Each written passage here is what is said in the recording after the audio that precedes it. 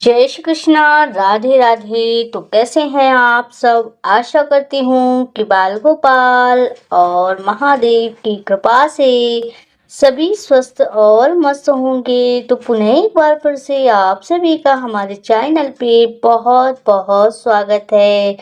तो फ्रेंड्स, इसके पहले मैंने हर छठ या ललही छठ या कर्मा छठ की जो कि सारी विस्तार पूर्वक जानकारी दी कि कब मनाया जाएगा और उसकी जो कि पूजा का शुभ मुहूर्त और महत्व। आज की जो कि वीडियो में मैं हर छठ व्रत की कथा सुनाने जा रही हूँ। हल षष्ठी व्रत की कथा किसी भी पूजा या अर्चना में कथा का बहुत महत्व होता है। जब तक कथा नहीं सुनते हैं, नहीं कहते हैं या नहीं पढ़ते हैं, उस व्रत का कोई फल नहीं प्राप्त होता है। तो आज की इस वीडियो में हर छठ यानी हल षष्ठी की व्रत की कथा सुनाने जा रही हूँ। तो पहली बार अगर आप हमारे चैनल पर आए हैं तो सब्सक्राइब जरूर कीजिएगा, लाइक कमेंट और शेयर भी कीजिएगा, वीडियो को फुल वॉच कीजिएगा क्योंकि कथा बीच में छोड़ना अशुभ माना जाता है। किसी भी कथा को पूर्ण सुनना चाहिए। तो चलिए शुरू करते हैं आज की वीडियो हल षष्ठी व्रत की कथा। तो भाद्रपद मास के कृष्ण पक्ष की षष्ठी तिथि को हल षष्ठी का व्रत किया जाता है। इस दिन भगवान कृष्ण के बड़े भाई बलदाऊ जी का जन्म भी हुआ था, तो उनका जन्म दिवस उत्सव भी मनाया जाता है।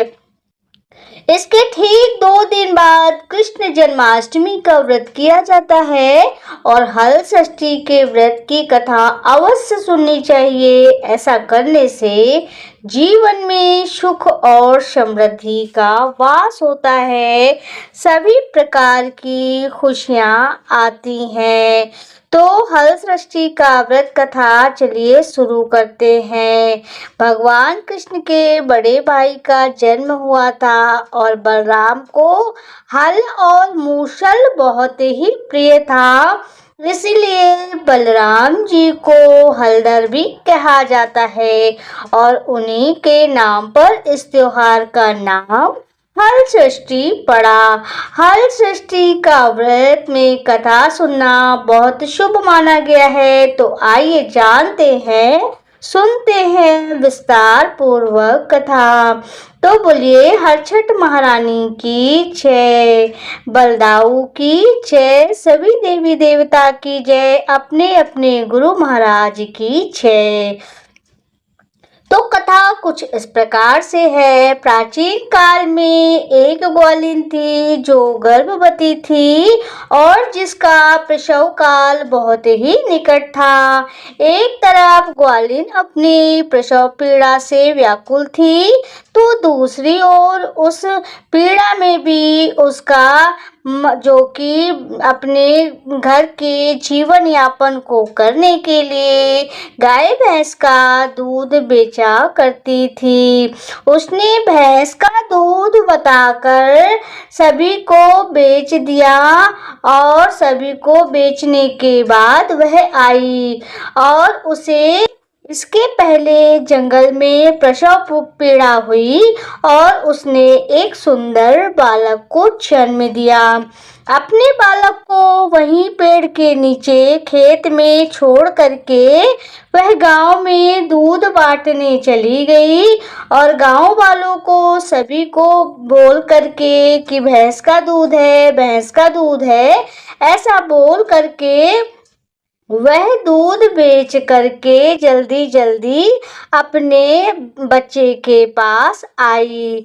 जब वह आई तो वह क्या देखती है कि झारबेरी की ओट पर उसका बेटा जो पड़ा था, उसके बेटे का जो जन्म हुआ था, उसके पेट में हलचल गई और उसका जो कि बच्चा मृत हो गया, बच्चा मर गया।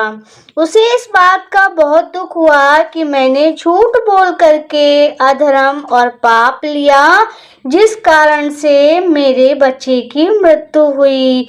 वह दौड़ी दौड़ी सभी गांव वालों के पास गई और उसने बोला कि मैं लालच वश आकर के गाय और भैंस का दूध मिला करके बेच दिया और आप सभी लोगों को झूठ बोला कि यह जो कि भैंस का दूध है और भैंस का दूध करके आप सभी को दे दिया। तो वह भैंस का दूध तो नहीं था, वह गाय और भैंस का दोनों मिक्स दूध था। तभी सभी लोगों ने उसका दूध वापस किया और उसे आशीर्वाद भी दिया कि जाओ, तुम्हें तुम्हारा बच्चा सही सलामत मिले। तभी वह ग्वालिन तुरंत जो कि दूध सभी से सभी को बता करके वहां आई और सभी से क्षमा याचना की और क्षमा याचना करने के बाद वह भगवान से विनती करने लगी कि हे ईश्वर, मैंने झूठ बोलकर पाप वश में लालच वश में आ करके जो कि मैंने सभी को गाय का दूध और भैंस का दूध बता करके दे दिया, जिसकी मुझे सजा मिली है। आखिर तो मैं प्राणी हूँ और लालच मेरे अंदर आ गया। तभी जो कि भगवान वहां प्रकट हुए और छठ मैया भी प्रकट हुई और उन्होंने उसे जो कि उसके बच्चे को जीवित होने का आशीर्वाद दिया।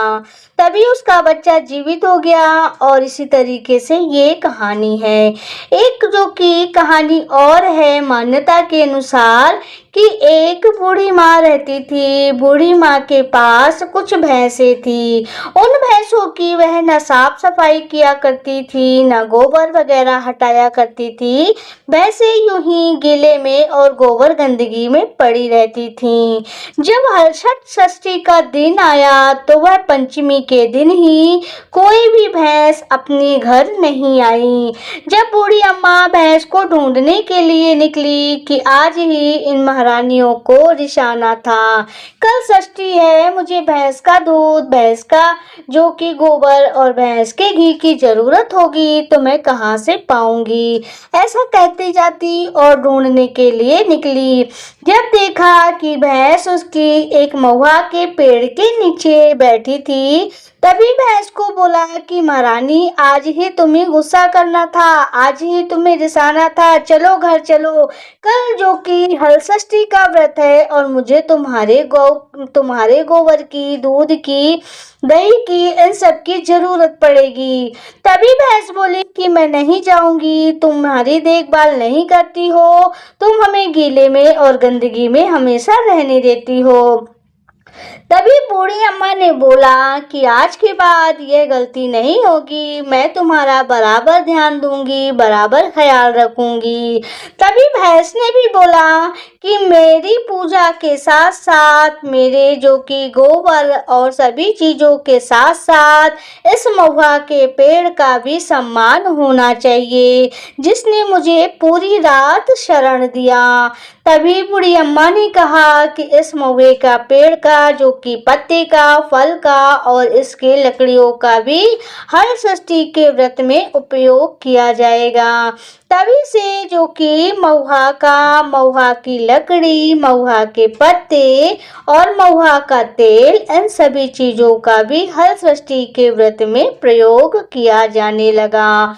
तो यह कथा भी थी। इसके पहले की वीडियो में मैंने जो कि सबसे पहले यह व्रत द्रौपदी ने किया था भगवान श्री कृष्ण के कथन के अनुसार, तो मैंने वह कथा भी सुना दी है और यह पौराणिक कथा थी जो तो प्रचलित कथा है। अक्सर माताएं बहनें जब हलषष्ठी की पूजा के दौरान यह कथा कहती हैं, तभी मैंने यह कथा उन्हीं से सुनी थी।